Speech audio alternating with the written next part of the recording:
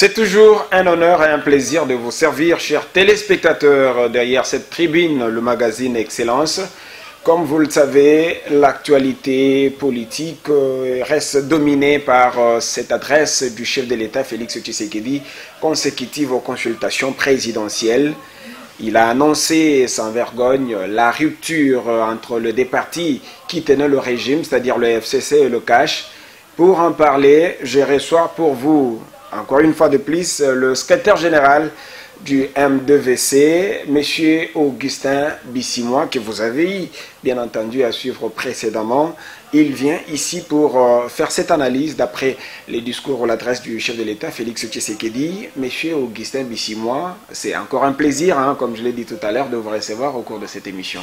Merci beaucoup, c'est un plaisir partagé. Alors, sans pour autant tarder, notre première question d'entrée de jeu, quelle est votre analyse froide par rapport à cette adresse?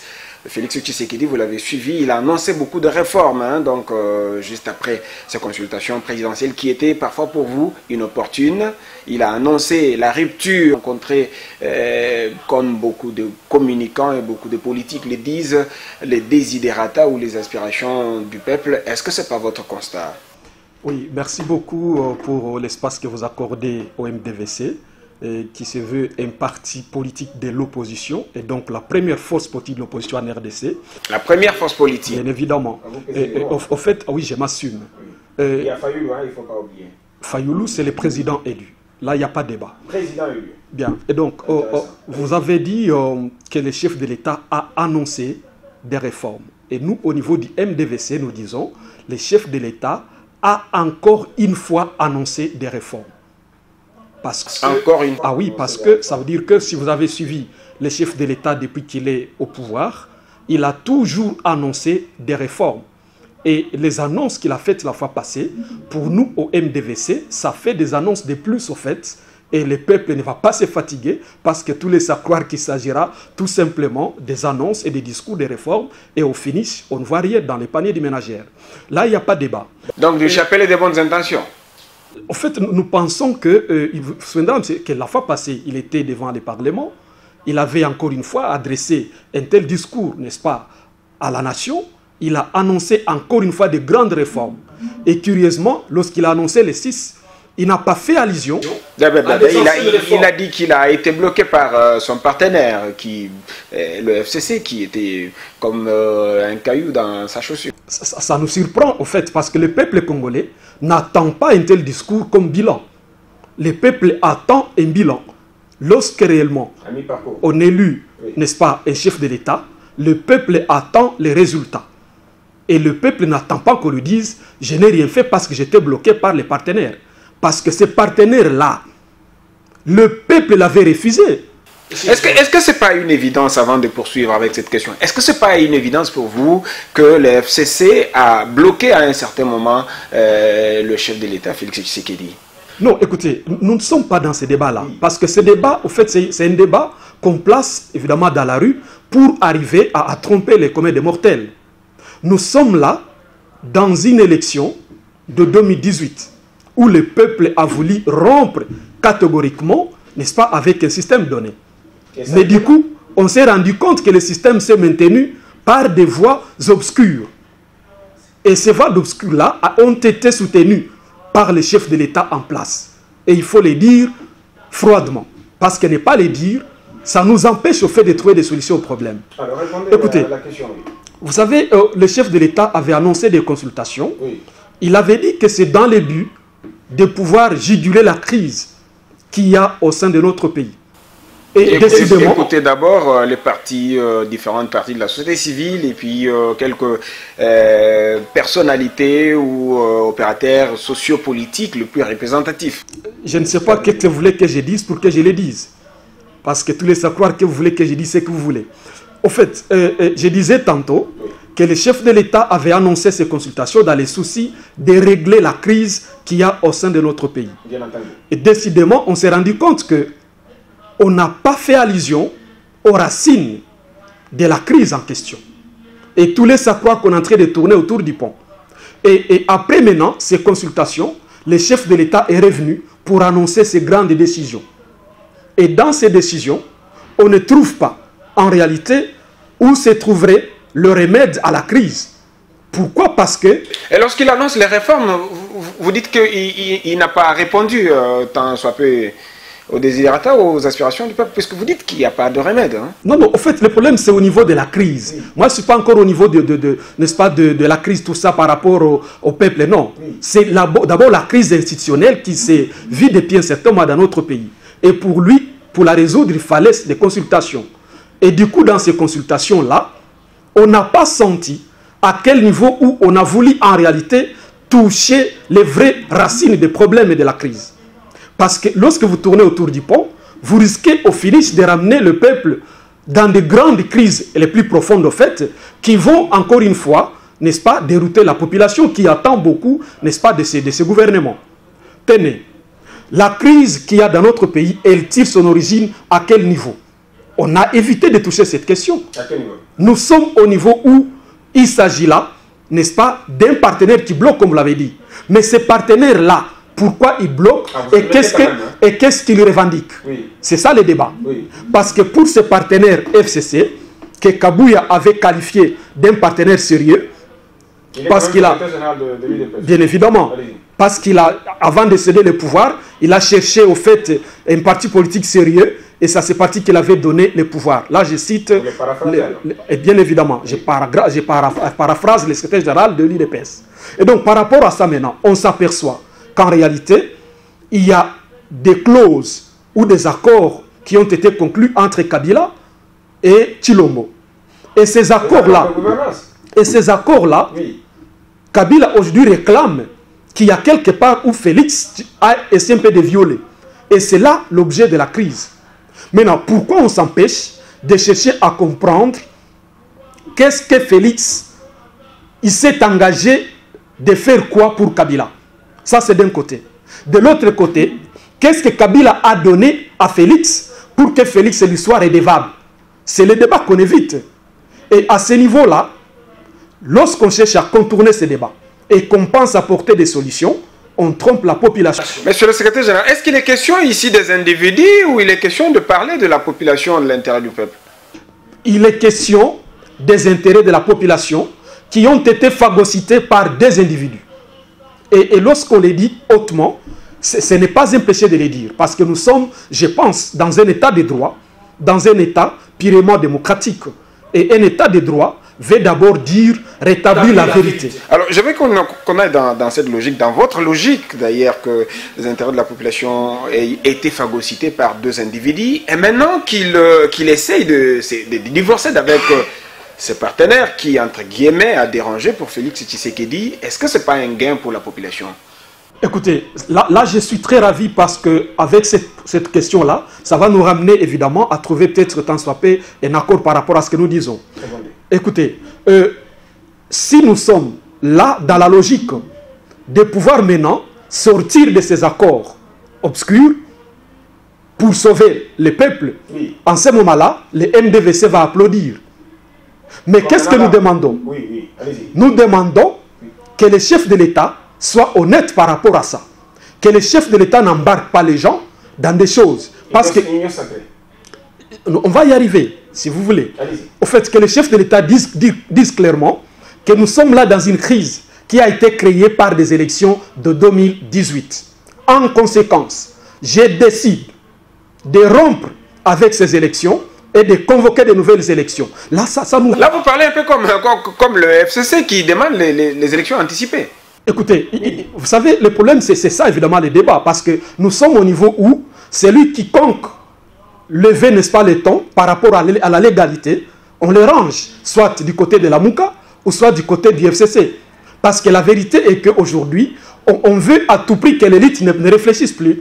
Que l'élite réfléchisse comme tout le monde. Pourtant, ça ne marchera pas. Nous avons été au banc de l'école. Nous avons été au banc de l'école. Ce n'était pas pour qu'on suive la rue, non. C'est pour que l'élite essaie un peu de se démarquer dans sa façon de raisonner. Et nous sommes là, en train de réfléchir sur des questions d'intérêt national.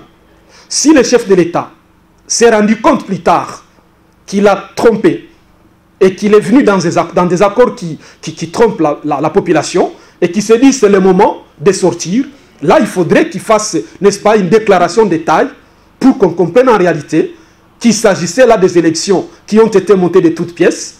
D'ailleurs, à l'IMT, on vous dit que l'Assemblée nationale a été fabriquée.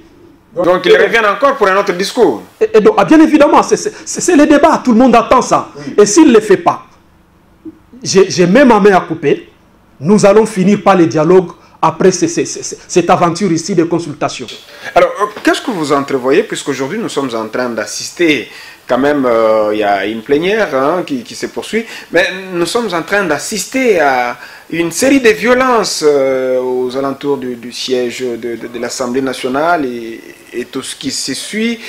Qu'est-ce que vous entrevoyez après ce discours Mabunda Tombé et quelle sera la part de la population? Il n'y aura pas la part de la population dans tout ça. Parce que tout est orchestré pour la santé politique d'un camp politique donné. Qui a orchestré? Nous sommes là, à l'arrivée, n'est-ce pas, du président de la République au pouvoir.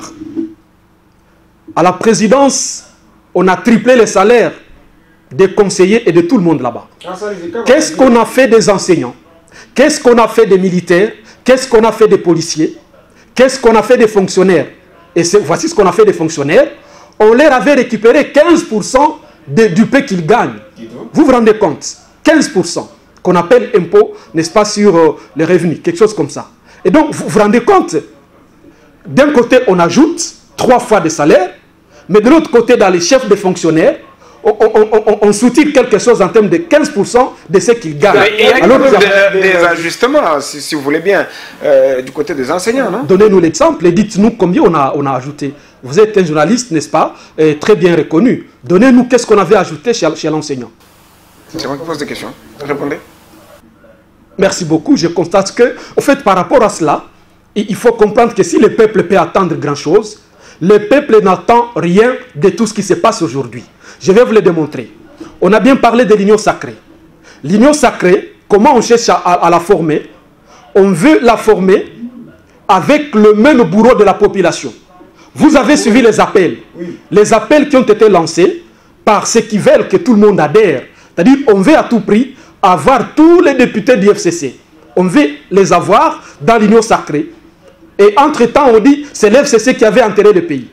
Mais entre-temps, c'est avec les mêmes acteurs qu'on cherche à donner, n'est-ce pas, le salut du peuple dans l'union sacrée. Mais non, on trompe qui? Ça ne marche pas. C'est comme ça que nous nous disons.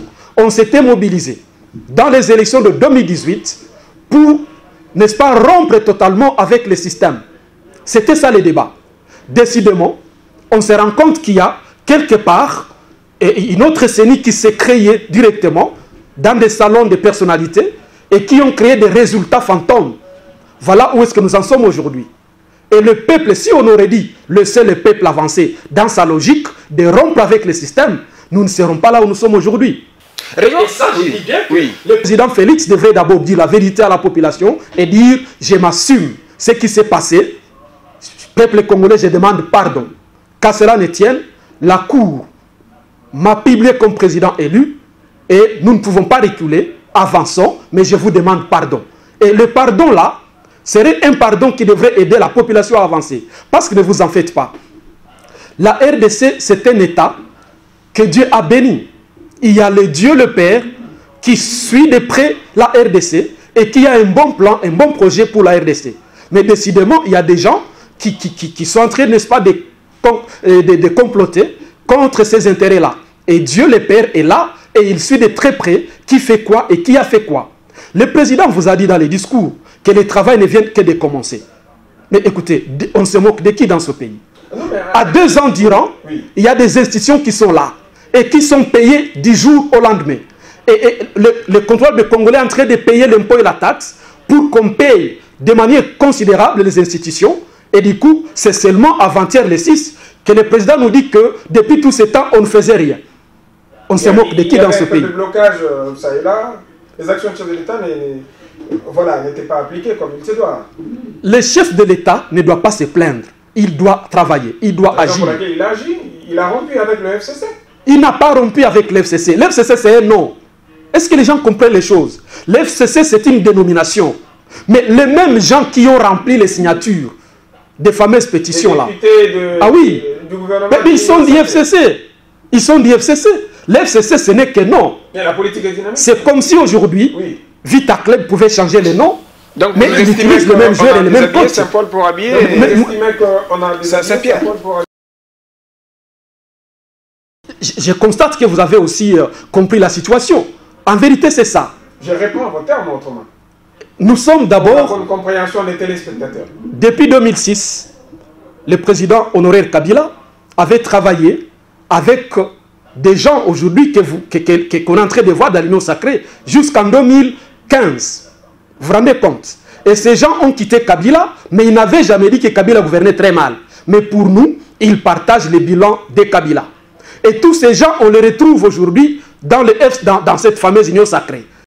Monsieur le secrétaire général Augustin Bissimois, est-ce que vous n'avez pas peur de cette politique de chaise vide, puisque nous apprenons qu'il y a beaucoup d'états-majors de partis politiques sont en train d'accourir vers ce gouvernement d'union sacrée? Pourquoi vous allez traîner le pas alors que vous savez ce que ça a coûté à l'UDPS, la politique de chaise vide, 37 ans de lutte? Est-ce que vous serez à la hauteur? Écoutez, le MDVC n'est pas un parti comme les autres. Le MDVC, c'est un parti des gens qui ont compris les vrais problèmes de ce pays. Le MDVC n'est pas composé des ventriotes. Non. Parce que regardez un peu comment se comporte l'élite aujourd'hui. Vous avez des gens qui étaient avec Mobutu.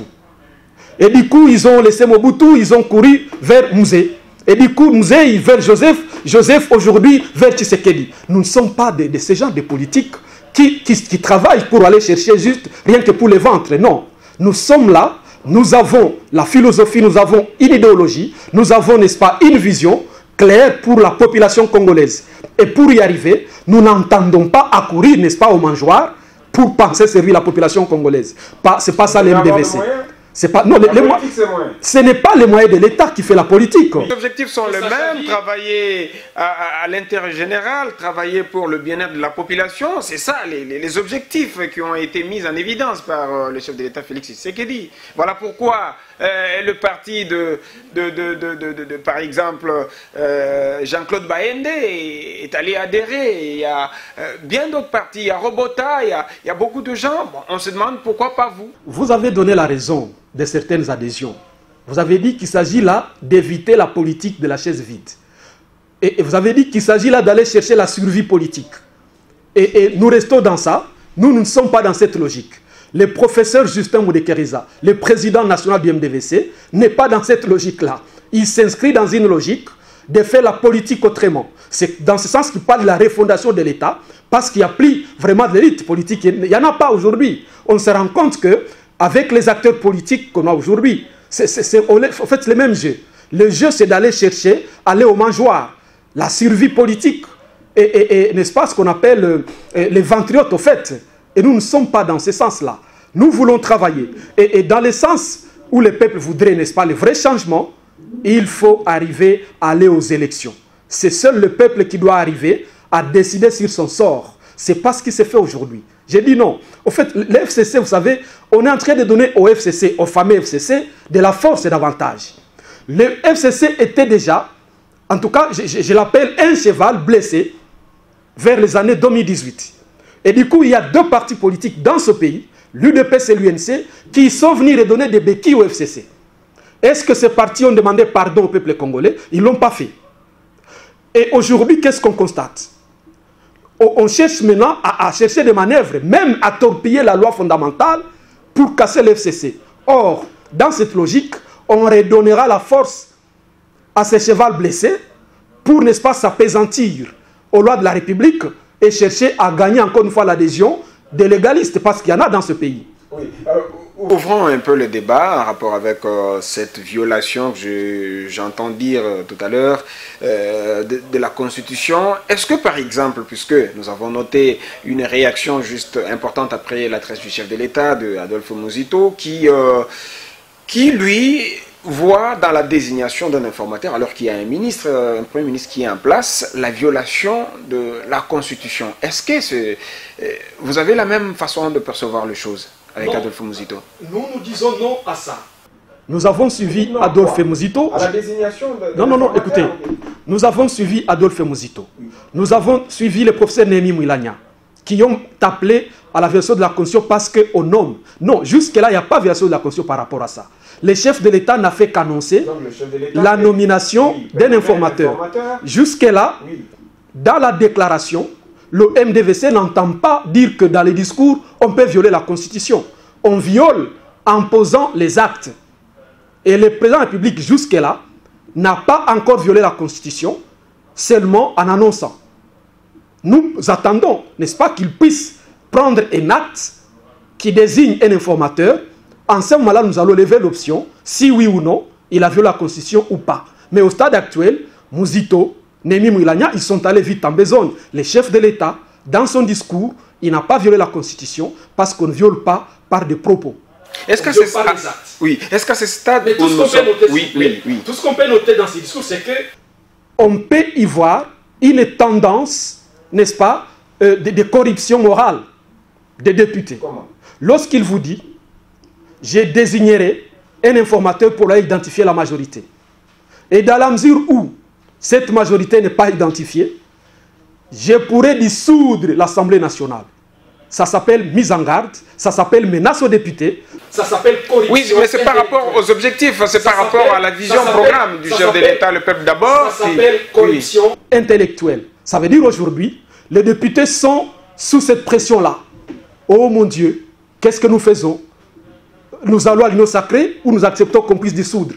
Parce que le chef de l'État a menacé la... Et là, nous pensons que la démocratie se passe dans ce sens-là. Il s'agit là de la dictature. Et nous pensons que... Sous le régime de Félix Tshisekedi, il devrait recadrer. Ça ne se passe pas comme ça. Franchement, nous avons trouvé à lui un homme, sincèrement, qui a la volonté. Mais quelque chose manque, franchement. Quelque chose de substance lui manque et nous pensons que ça va être dangereux pour la République. Malheureusement, même au niveau de son entourage. Et donc, voilà un peu le débat par rapport à ça. Et j'ai posé quand même la question. Pardon? Qu'est-ce qui manque au chef de l'État? Bon, vous êtes journaliste. Vous savez ce qui manque dans ce pays, c'est que les journalistes d'investigation, il n'y en a pas trop. Et c'est dangereux pour la République. Donc, par rapport à ça... Vous voulez tout simplement me dire que vous n'avez pas de réponse à cette question? Laquelle? Et pourtant, c'est vous qui avez dit que le chef de l'État manque quelque chose. Il le sait bien. Il a quand même de la bonne volonté. J'essaie de répéter ce que vous avez dit justement. Lorsqu'il vous dit que le travail vient de commencer, alors qu'il avait pris le mandat, ça fait bientôt 2 ans. Ça signifie que dans les 2 ans, il lui manquait quelque chose. C'est que j'ai raison quand j'ai dit qu'il lui manque quelque chose pour gouverner ce pays. Et c'est dangereux pour notre pays si nous avons quelque chose dans ce sens-là. Et c'est pour cela qu'il a besoin de vous pour un gouvernement d'union sacrée. Comme ça, vous irez ajouter ce quelque chose. Voici les problèmes et les dangers. Je vous ai dit dans l'émission précédente que dans notre pays, il se pose un problème, n'est-ce pas, de la configuration politique. Vous avez au sein du FCC et au sein du CACH, les unitaristes, vous avez également les fédéralistes dedans. Et vous pensez gouverner la République comment? Aujourd'hui, au sein du CACH, et prochainement au sein de l'Union sacrée, les fédéralistes sont venus se joindre aux unitaristes parce que l'IDPS prône l'unitarisme. Je ne sais pas si vous êtes au courant. Et donc, il y a des partis politiques qui sont fédéralistes qui sont venus se joindre, se greffer aux unitaristes. Et tous veulent donner le salut du peuple. Mais on se moque de qui dans ce pays? C'est ça que je vous dis qu'il s'agit là de l'amalgame politique et il faut refonder l'État. Il y a un problème sérieux. Pourquoi Kabila n'a pas réussi? C'est parce qu'il est allé dans cette marmaille aussi. Il a embarqué les unitaristes et les fédéralistes et du coup, on ne sait pas qu'est-ce qu'on va suivre en termes de vision, en termes de projet, en termes de programme. Et nous sommes aujourd'hui dans ça. Vous allez vous rendre compte qu'avec l'Union sacrée, est-ce que vous me dites que vous connaissez très bien le professeur Bahati, vous connaissez sa nature, calme. Êtes-vous d'accord que Bahati est prêt à résister contre la gestion Kabouya et les autres, Kazadi, tout ça? Je ne vois pas Bahati résister. Je le connais très bien. Il est de mon territoire. Il ne va pas résister. Je vais vous donner les cas. Moïse Katumbi. Pensez-vous que Moïse Katumbi va résister à la manière de gérer des amis de l'IMT? Il y a beaucoup que je connais qui ne vont pas résister. Et donc, vous n'accordez pas beaucoup de chance au gouvernement d'Union sacrée? Je vous donne, je donne seulement 3 mois. Vous allez me donner raison. Vous faites le prophète de malheur. Tenez. Aujourd'hui, il y a examen de pétition. ces pétitions-là, on ne fait pas attention. Il y a ceux du FCC qui ont signé pour double raison. Parce que, un, il se dégage qu'il y a les pros Aubin Minakou, il y a les pros Mova Sakani, qui n'ont jamais compris comment Kabila les avait imposé Mabunda. Et ils ont signé pour que Mabunda parte. Quelle révélation. Ah oui, ce n'est pas parce qu'ils veulent à tout prix adhérer. Et profitent de cette occasion que Kabunda a initiée avec le chef de l'État, juste pour profiter que Mabunda tombe. Et lors des élections maintenant, ils vont resserrer les rangs, n'est-ce pas, pour que le président de l'Assemblée soit de leur obédience. Il y a les cas pareils. Et donc, décidément, si jamais on arrivait à obtenir la déchéance du Premier ministre, s'il tombait et qu'on nomme un nouveau Premier ministre, voici ce qui va se passer. En ce moment-là, Tshisekedi aura déjà sa majorité à lui. Et une majorité qu'on obtient sans élection. Et nous sommes en train d'assister à de nouvelles leçons aujourd'hui. Coup de chapeau, le président Félix, vous nous amenez de nouvelles leçons. Et donc, qu'est-ce qui va se passer? L'FCC va rester à l'opposition. Curieusement, ça sera une opposition qui sera un peu, parce qu'on n'aura pas une majorité écrasante, ça ne sera pas absolu. L'FCC à l'opposition va rester avec 240 quelques. Lorsqu'on va former le gouvernement, il y en a qui n'auront pas, n'est-ce pas, ce qu'ils veulent chercher, parce qu'ils veulent chercher les beefsteaks au niveau du mangeoire, parce qu'il n'y aura pas de place pour tout le monde. Et quand ils manqueront de place, ils seront aigrus et ils vont se ranger derrière l'FCC pour des motions à tout moment contre le gouvernement de l'Union sacrée. Voilà pourquoi nous disons, il nous faut juguler la crise en organisant un dialogue sincère qui nous permet d'aller dans les bonnes élections afin que nous puissions avoir des institutions légitimes et légales. Le MDVC veut à tout prix obtenir un dialogue de ces régimes. Ça sera par là que vous allez terminer l'émission aujourd'hui. Ça sera votre conclusion. Acceptez que ça soit votre conclusion, M. Augustin Bissimois. Merci tout de même d'avoir répondu à notre invitation. C'est moi qui vous remercie. Merci à vous, chers téléspectateurs, vous qui gardez toujours votre attention à ce magazine, le magazine Excellence. Vous nous recevez, vous nous appréciez. Et nous sommes contents de vous puisque vous êtes toujours fidèles. Vous appréciez nos invités, nos différents invités qui défilent ces plateaux. Merci encore une fois de l'intérêt. Merci à Yajilia Toutou derrière le caméra. Merci à Maurice Gigando, notre directeur de programme. Nous disons merci à Marcelin Chiswaka qui est DG de Congo Web Télévision. Et au finish, nous disons merci à Chabani Record, le boss, le patron de cette émission. Nous vous retrouvons très prochainement pour un autre numéro du magazine Excellence. À plus.